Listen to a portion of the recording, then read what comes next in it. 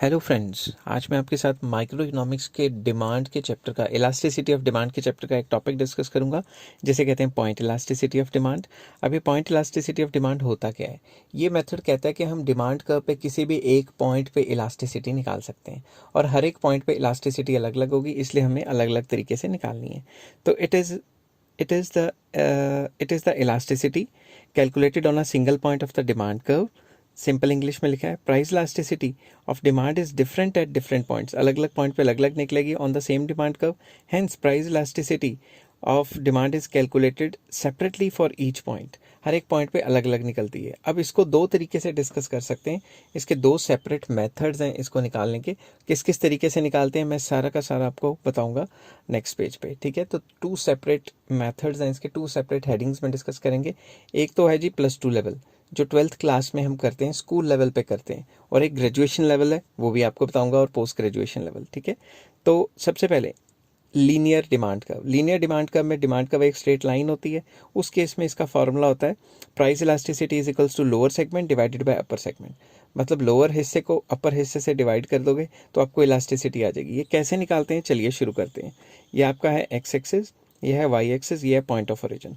X axis पे हमने लिख दिया क्वांटिटी डिमांडेड, वाई एक्सिस पे लिख दिया प्राइस। अब लाइन थोड़ी उल्टी सीधी या फिर थोड़ी सी टेढ़ी बन गई तो माफ़ करना, क्योंकि स्केल यहाँ पे है नहीं तो मैं सीधी लाइन खींच नहीं सकता, ठीक है।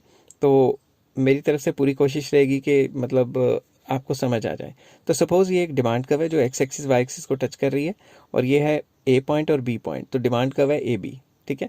अगर मैं इसमें कोई सेंटर पॉइंट ले लेता हूँ सी, सेंटर पॉइंट, अगर ये पॉइंट सेंटर है तो ये हिस्सा और ये हिस्सा बराबर हो गया आपस में। तो अगर मैं इलास्टिसिटी का फॉर्मूला निकालूं तो वो क्या होता है, lower segment divided by upper segment, lower segment divided by upper segment. तो इसमें लोअर सेगमेंट क्या है, लोअर सेगमेंट इसमें है बी सी, बी सी को सी बी भी लिख सकते हो, बात तो एक ही है। तो लोअर सेगमेंट है ये वाला, ठीक है, तो मैं यहाँ लिख देता हूँ, और ये वाला है अपर सेगमेंट। तो लोअर सेगमेंट है बी सी या सी बी, कुछ भी लिख सकते हो, और अपर सेगमेंट है ए सी या सी ए। तो ये हो गया ना। अब देखो ये हिस्सा और ये हिस्सा बराबर हैं। जब दोनों के दोनों हिस्से बराबर हैं तो दोनों कैंसिल होकर आंसर 1 नहीं आ जाएगा। समझ आ गई ये बात?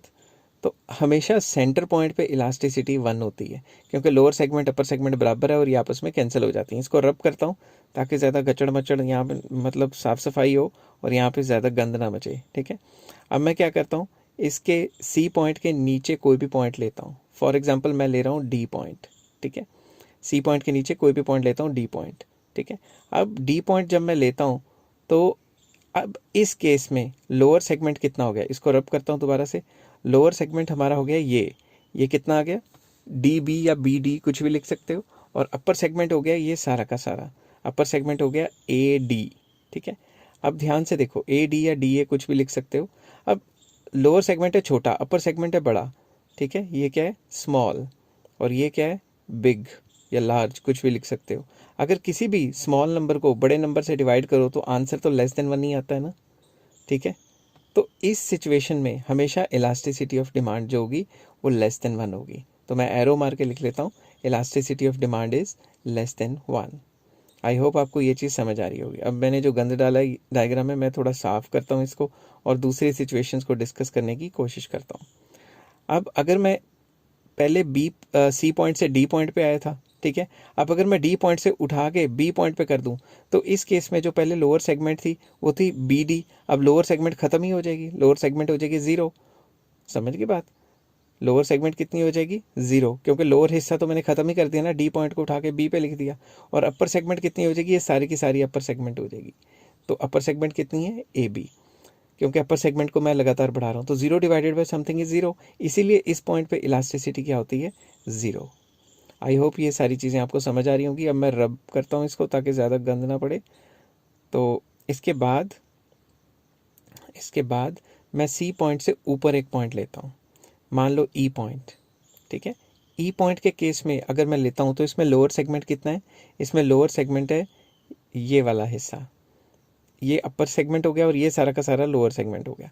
अब लोअर सेगमेंट क्या है, बिग, और अपर सेगमेंट क्या है, स्मॉल, ठीक है। तो अपर सेगमेंट का मैं फॉर्मूला लिखता हूँ यहाँ, इसको रब करके। सबसे पहले लोअर सेगमेंट है ई बी या बी ई, कुछ भी लिख सकते हो, और अपर सेगमेंट है ए ई या ई ए, ठीक है। अब क्या है, big number divided by small number. तो जब भी बड़े नंबर को छोटे से डिवाइड करोगे आंसर तो 1 से ज़्यादा ही आएगा ना। तो इसीलिए अगर हम सेंटर पॉइंट के ऊपर कोई भी पॉइंट लेते हैं तो इस केस में इलास्टिसिटी क्या आती है, greater than 1। Elasticity of demand greater than 1। अब मैं फिर से इसको रब करता हूँ ये सारी चीज़ों को, ताकि थोड़ा मतलब हचड़ पचड़ थोड़ा साफ सफाई हो डायग्राम में। ये मैं सारा का सारा साफ करता हूँ यहाँ से, ठीक है। इसके बाद अब मैं क्या करता हूँ, ये जो ई पॉइंट है इसको उठा के ए पे ले गए, मतलब लोअर सेगमेंट पूरी की पूरी ऊपर तक स्ट्रेच कर दी। तो इस केस में लोअर सेगमेंट क्या हो जाएगी, इस केस में लोअर सेगमेंट ये सारा का सारा, यहाँ से मैं बताता हूँ, ये सारा का सारा लोअर सेगमेंट रह जाएगी। और अपर सेगमेंट क्योंकि हमने ई से ए पॉइंट पे लेके गए थे तो वो ख़त्म हो जाएगी, ज़ीरो हो जाएगी। और something divided by zero is infinite. तो इसीलिए इस पॉइंट पे प्राइस इलास्टिसिटी क्या होती है, इन्फानाइट। तो ये सारे पॉइंट्स पे क्या क्या होती है ये मैंने आपको बताई। अब मैं क्या करता हूँ, अब मैं सारा डायग्राम एक बार रब करता हूँ और आपको अच्छे से बना के देता हूँ कि पेपर बुक में किस तरीके से ये बना होता है। मैं ये सारा का सारा रब कर रहा हूँ और एक बार अच्छे तरीके से आपको बना के दिखाता हूँ। ये मैंने रब कर दिया है और ये बन गया आपकी डिमांड कर्व, ठीक है। ए बी लाइन हल्की सी टेढ़ी बन रही है, पर चलो मैं कोशिश कर रहा हूँ कि सीधी बना सकूँ, बट वही है कि इसमें टच स्क्रीन में बड़ा दिक्कत रहती है। तो अगर सी पॉइंट देखें, इस पे इलास्टिसिटी इक्वल टू 1 है, जो कि मैं पहले बता चुका हूँ। इस पॉइंट से लेकर इस पॉइंट के बीच में अगर कोई भी पॉइंट लेते हैं तो उसमें इलास्टिसिटी लेस देन 1 होती है। और अगर इस पॉइंट पे लेते हैं इलास्टिसिटी 0 हो जाती है। कैसे होती है मैंने अभी आपको बताया थोड़ी देर पहले। और इस पॉइंट से इस पॉइंट तक इलास्टिसिटी ग्रेटर देन 1 होती है। और अगर इस पॉइंट पे आ गया तो इलास्टिसिटी क्या हो जाती है, इन्फानाइट। आई होप ये सारी चीज़ें आपको समझ आ रही होंगी। और प्लीज़ लाइक करना ना भूलें, इसमें काफ़ी मेहनत लगती है। तो ये तो था +2 लेवल, ठीक है। अब +2 लेवल के बाद अगर आपने ज़ोर लगाना है तो +2 लेवल के लिए बहुत ज़्यादा है। मगर अगर आपने ग्रेजुएशन लेवल करना है या पोस्ट ग्रेजुएशन लेवल करना है तो how to drive the formula, ये भाई फार्मूला निकला कैसे, हमने तो रट्टा मार लिया स्कूल लेवल पे, लोअर सेगमेंट अपर सेगमेंट। अब मैं आपको ड्राइव करके बताता हूँ ये फार्मूला निकला कैसे। तो ये graduation level plus masters degree level के लिए ये बहुत इंपॉर्टेंट है, ठीक है। तो चलिए शुरू करते हैं। ये मास्टर डिग्री लेवल के लिए या पीजी मतलब पोस्ट ग्रेजुएशन लेवल के लिए ये बहुत इंपॉर्टेंट है। अब एक डायग्राम मुझे गिवन था एक्स एक्सिस वाई एक्सिस, तो मैंने डिमांड कर्व को पहले से ही नाम देके रखा है ए एम। अब ये जो डिमांड कर्व है इस पे एक पॉइंट ले लिया ए पॉइंट पे जो प्राइस है वो है ओपी और जो क्वांटिटी है वो है ओ क्यू, ठीक है। और अगर मान लो प्राइस गिर जाता है, कोई और पॉइंट ले लेता हूँ, लेट मैं सी पॉइंट ले लेता हूँ। इस पे नया प्राइस हो गया P1 और न्यू क्वांटिटी होगी Q1, ठीक है। इसमें आपको हल्का सा ज्योमेट्री आनी चाहिए, हल्की फुल्की ज्योमेट्री आनी चाहिए। ये हो गया चेंज इन प्राइस और ये हो गया चेंज इन क्वांटिटी। अब मैं ये नहीं कह रहा कि आप मैथ्स में PhD करके आओ, मगर हल्की फुल्की 7th 8th 9th क्लास की आपको आनी चाहिए। तो इसका फॉर्मूला क्या था इलास्टिसिटी का, percentage method, change in Q divided by change in P multiply by P by Q. और आगे माइनस तो आता ही, आपको पता ही है, मैंने बताया हुआ परसेंटेज मेथड में। तो चेंज इन क्यू जो क्वांटिटी है उसमें चेंज कितना आया, जो चेंज इन क्यू है वो किसके बराबर है, Q1। तो मैं सबसे पहले साइड पे लिखता हूँ ये चीज़ें ताकि आपको थोड़ा सा समझ आ जाए, ठीक है, आपकी आसानी के लिए। चेंज इन क्यू मतलब क्वांटिटी में कितना चेंज आया, Q1। अब ये जो Q1 है इसको मैं इस तरीके से भी तो लिख सकता हूँ कि ये जो Q1 है, अगर मैं यहाँ पे कोई और पॉइंट दे दूँ, लेट, ओहो यार ये टच स्क्रीन में ये बड़े स्यापे होते हैं, बटन दब जाता है अपने आप। तो ये पॉइंट अगर B है तो Q1 तो और BC ये तो बराबर हो गए ना, क्योंकि ये तो आमने सामने है और वो जो है रेक्टेंगल के सामने वाली साइड्स बराबर होती हैं। वैसे ही चेंज इन P ये है P1 जिसको हम लिख सकते हैं कि ये बराबर है किसके, A और B के, ठीक है। आई होप ये चीज़ें आपको समझ आ रही होंगी। तो हम इन वैल्यूज़ को वहाँ पे पुट करेंगे और उनकी वैल्यू निकालेंगे। मैं साफ़ सुथरा कर लेता हूँ ये डायग्राम, क्योंकि अगर साफ़ सुथरा नहीं किया तो इसमें मुझे आपको कई चीज़ें समझानी है, फिर आप समझ नहीं पाएंगे, ठीक है। तो सबसे पहले मैं ये वैल्यूज़ डाल देता हूँ।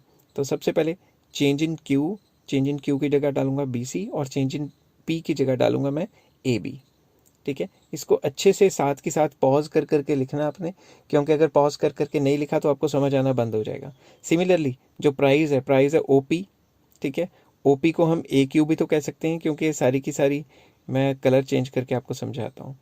तो ये जो सारा का सारा AQ और ये जो सारा का सारा है OP, ये तो बराबर है ना, इसलिए मैंने लिखा है ये, ठीक है। मैं फिर से रब करता हूँ क्योंकि डायग्राम मैंने ज़्यादा गंदा नहीं डालना इसमें। तो वैसे ही अगर मैं क्वांटिटी देखूं तो क्वांटिटी कितनी है, कलर चेंज करता हूँ, इधर कलर को करते हैं ब्लू, ठीक है। तो क्वांटिटी कितनी है, क्वांटिटी है आपकी सारी की सारी ओ, यहाँ से रब करता हूँ, क्वांटिटी है सारी की सारी ओ क्यू, ठीक है। ओ क्यू को हम पी ए या ए पी भी कह सकते हैं, कैसे कह सकते हैं वो मैं बताता हूँ। ओ क्यू क्वांटिटी कौन सी है, ये वाली क्वांटिटी, ठीक है। तो ये क्वांटिटी और ये जो ए पी है या पी ए, ये दोनों के दोनों तो बराबर हैं, तो इनकी वैल्यू मैं इस तरीके से भी लिख सकता हूँ। अब आपने क्या करना है, ये जो 4 वैल्यूज़ मैंने निकाली हैं, ये चारों की चारों वैल्यू इलास्टिसिटी के फॉर्मूले में डाल देनी है। चेंज इन क्यू की हो माइनस आ गया, इज इक्वल टू डाल के लिखता हूँ, इज इक्वल्स टू, फिर लिखता हूँ माइनस। तो चेंज इन क्यू की जगह लिखिए B C, change in P की जगह लिखिए A B, multiply by price आ गया A Q, divided by quantity आ गई ए पी। यहाँ तक आपको समझ आ गया? अगर नहीं समझ आ गया तो पॉज कीजिए और दोबारा से देखिए, ठीक है, क्योंकि आज मैंने ये ख़त्म करके ही छोड़ना है, आपको समझा के ही छोड़ना है। अब देखिए triangle A B C is similar to triangle A Q N, N लिखना था, ये डी लिखा गया, एन लिख देता हूँ, ए क्यू एन।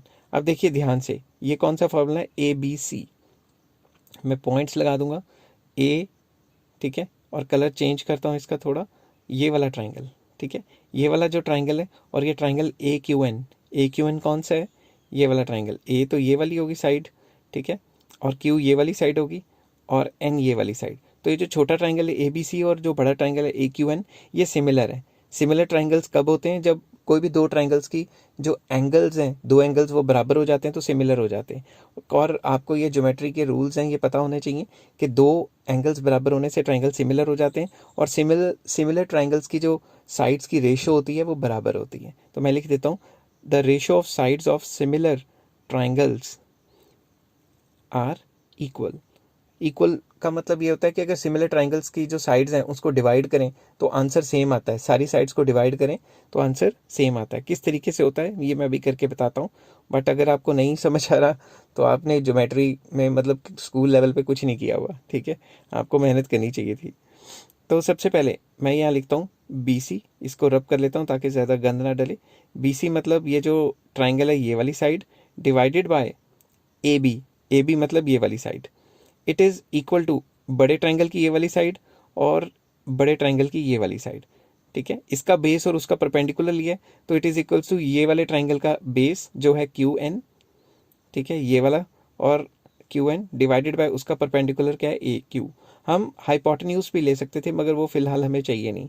आई होप ये चीज़ें आपको समझ आ रही हैं। साथ के साथ अगर नहीं समझ आ रही 2 बार 3 बार 4 बार देखो, वैसे एक आधी बार मशहूरी चलेगी तो मुझे 1-2 पैसे मिलते हैं, मुझे कोई करोड़ों रुपए नहीं मिलते, तो आप पॉज करके देख सकते हो, ठीक है। तो अब मैंने इसको इसके इक्वल प्रूफ कर दिया है, ठीक है।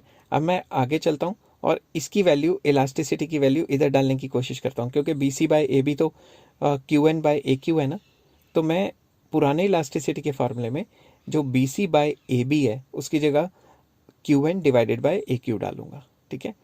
तो इस तरीके से डाल के मैं इसको ख़त्म करने की कोशिश करूँगा ताकि जितना जल्दी क्वेश्चन ख़त्म हो उतना ही अच्छा है। तो ये मैंने ए क्यू डाल दिया, ठीक है, और दूसरी साइड तो A Q divided by A P है ही, ठीक है। अब ये ए क्यू हो गया, इसको मैं कर देता हूँ कैंसिल, ठीक है ना। यहाँ से ए क्यू कैंसिल हो गया और आपके पास क्या बचा, Q N divided by A P, sorry. अब ये चीज़ आपके पास बच गई है। अब इसके बाद आगे क्या करेंगे, ये वाले ट्राइंगल की ये वाली साइड और ये वाली साइड आई है हमारे पास, तो Q N divided by A P. अब हम क्या करेंगे, ये दो ट्राइंगल्स फिर से लेंगे। कौन कौन से ट्राइंगल लेंगे मैं पहले रब कर देता हूँ, क्योंकि साफ़ सफाई बहुत ज़रूरी है, नहीं तो डायग्राम बहुत ख़राब हो जाएगा। फिर से हम दो ट्राइंगल्स लेते हैं, मैं यहाँ लिख देता हूँ कलर चेंज करके, triangle A Q N is similar to triangle M P A. तो ये ट्राइंगल ए क्यू एन तो हमने मार्क किया हुआ है। अब ये एम पी ए क्या है, एम पी ए वाला ये वाला ट्राइंगल है, ये देखो, ये जो ऊपर वाला छोटा ट्राइंगल नहीं बन रहा, ये एम पी ए, ये वाला ट्राइंगल। ये दोनों ट्राइंगल भी सिमिलर हैं। सिमिलर मतलब इनकी साइड्स की रेशो बराबर है, क्योंकि इनके दो एंगल बराबर हैं, एक 90 डिग्री का और एक जो सेम रे पे, ठीक है। वो लिखने की ज़रूरत नहीं है, मैथ्स तो है नहीं है, बट इसकी साइड्स की रेशो बराबर है। साइड्स की रेशो बराबर मतलब हमने इनके क्या लिए, हमने इनके बेस लिए हैं ना, Q N divided by A P या पी ए। ये किसके बराबर हुई, ये जो वो है ना, क्या कहते हैं, हाइपोटेन्यूज, मतलब ए एन मतलब ये वाली साइड, ठीक है, Q N divided by P A, it is equals to A N divided by A M, ठीक है। तो अगर हम डिवाइड करेंगे इसको हाइपोटेन्यूज से तो फिर ये सेम रेशो आएगी, मतलब आंसर कट कटा के सेम आएगा। तो ये जो इलास्टिसिटी है इसका फॉर्मूला क्या बना, इसका फॉर्मूला कट कटा के बना, क्योंकि Q N divided by A P था और Q N divided by A P A N divided by A M है। अब खुद सोचो, जो ए एन है ये है लोअर सेगमेंट और ए एम है ये है अपर सेगमेंट। आई होप ये समझ आ गया आपको, और अगर नहीं समझ आया पॉज करके 2-3 बार लिखोगे तो समझ आ जाएगा। नेक्स्ट चलते हैं नॉन लीनियर डिमांड कर्व, जो ग्रेजुएशन लेवल पे आता है। अगर आपकी डिमांड कर्व नॉन लीनियर है तो इस केस में क्या करना है, सिंपल इंग्लिश में मैंने लिखा है, when the demand curve is non linear then to know the price elasticity at any point on the demand curve a tangent is drawn. जिस पॉइंट पे इलास्टिसिटी निकालनी है उस पर टेंजेंट बनाओ। मैं आपको एग्जांपल समझाता हूँ। फॉर एग्जांपल नीचे क्वांटिटी डिमांडेड है और इस साइड प्राइस है और डिमांड कर्व नॉन लीनियर है। एक नॉन लीनियर से डिमांड कर्व बना लेते हैं जो स्ट्रेट लाइन नहीं है। For example this is the non linear demand curve. मैं लिख लेता हूँ, डिमांड कर्व को नाम दे देता हूँ डी डी। और अगर इस पॉइंट पे हमने इलास्टिसिटी निकालनी है, फॉर एग्जांपल मुझे इलास्टिसिटी निकालनी है इस पॉइंट पे और ये पॉइंट का नाम है लेट ए, तो मैं ए पॉइंट पे एक टेंजेंट खींचूंगा। ए पॉइंट पे स्केल लेके एक टेंजेंट खींचूंगा। टेंजेंट एक ऐसी लाइन होती है जो ए पॉइंट को टच करके जा रही है, ठीक है। तो इसका नाम मैं दे देता हूँ लेट एम, या कोई भी दे दो, बी सी दे दो, ठीक है। अब दिमाग से सोचो, फॉर्मूला क्या था इलास्टिसिटी का, इलास्टिसिटी का फॉर्मूला था हमारा lower segment divided by upper segment, lower segment divided by upper segment, ठीक है। अब lower segment divided by upper segment कितना हो गया, लोअर सेगमेंट हो गया A C divided by upper segment हो गया बी ए या ए बी, कुछ भी लिख सकते हो। तो ये हमारी इलास्टिसिटी आ गई। सिमिलरली अगर हमें किसी और पॉइंट पे इलास्टिसिटी निकालनी है तो वो भी हम निकाल सकते हैं। जैसे फॉर एग्जांपल आपने इस पॉइंट पे निकालनी है इलास्टिसिटी, तो यहाँ से टेंजेंट खींच दो, ठीक है। तो ये अपर सेगमेंट, ये लोअर सेगमेंट हो गया, तो लोअर सेगमेंट को अपर सेगमेंट से डिवाइड करोगे फिर निकल जाएगी। कोई दिक्कत इसमें, ये डी पॉइंट मैंने ले लिया, ये को मतलब ई पॉइंट होना चाहिए था। तो अगर आपको ये सारी चीज़ें समझ आई हैं और मेरी मेहनत का आपको फ़र्क पड़ा है तो please like share and subscribe. Take care, have a nice day.